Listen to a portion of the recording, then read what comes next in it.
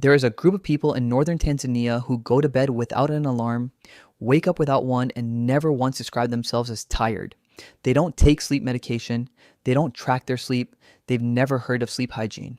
And according to every biological metric scientists have measured, they sleep better than almost any human being alive. The Hadza are one of the last hunter gatherer populations on Earth. Roughly 1,000 people living in the same landscape their ancestors occupied for tens of thousands of years. And for the last decade, sleep researchers have been traveling to their camp specifically to study what happens when a human being sleeps the way humans were built to sleep. What they found doesn't just explain why you're tired, it explains why almost everyone in the modern world is. In 2015, Jerome Siegel at UCLA published the first major sleep study ever conducted on hunter-gatherer populations. His team spent months monitoring three groups: the Hadza of Tanzania, the San of Namibia, the Tsimane of Bolivia. None of them had electricity. None of them had artificial light beyond fire. None of them used alarm clocks or scheduled sleep around anything other than the sun. The assumption going in was that these groups would sleep more, that the modern world had stolen sleep from us, and the people living without it would have it back. That assumption was wrong. The Hadza, the San, and the Tsiman averaged 6.4 hours of sleep per night, less than the 7 to 9 hours that sleep scientists recommend for modern adults, less than most Americans claim to want. But here's the thing, they showed almost zero signs of sleep deprivation, no insomnia, near zero rates of the sleep disorders that affect up to 70 million Americans. And they woke up almost universally, without assistance, feeling rested. Siegel's team concluded that the raw number of hours was never the point. What mattered was something else entirely: timing. The Hadza don't go to bed at the same time every night.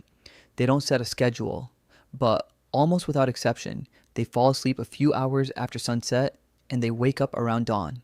Their sleep window tracks the temperature curve of the day. They go down as the air cools. They rise as it warms. Siegel called this the temperature entrainment hypothesis, the idea that the human body was never designed to be triggered into sleep by exhaustion or by clock. It was designed to be triggered by cold and to be pulled out of sleep by heat. Modern humans have severed both signals completely.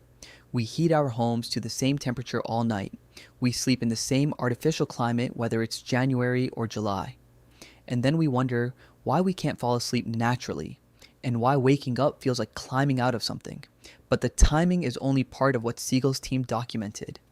There was something else in the data, something that didn't make it into most of the headlines. The Hadza don't all sleep at the same time, in a camp of 30 people at any given moment during the night. Between 1 and 8 individuals are awake, not sick, not anxious, just awake. Siegel's team analyzed over 220 nights of sleep data and found that the periods when every single person in the camp was simultaneously asleep totaled less than 18 minutes per night. Less than 18 minutes. For tens of thousands of years, the human night watch was never planned. It was biological. Staggered sleep meant the camp was never fully unconscious. Someone was always awake. Someone was always watching the fire. We didn't evolve to sleep through the night because sleeping through the night was never safe. And here's the part that cuts deeper.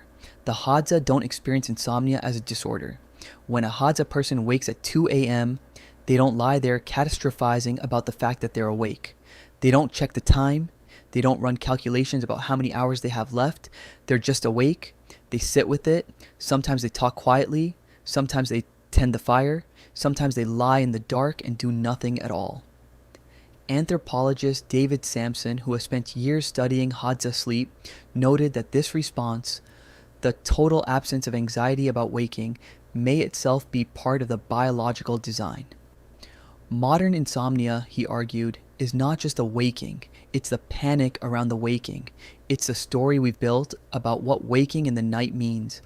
That story didn't exist for most of human history, because waking in the night wasn't a malfunction, it was a function.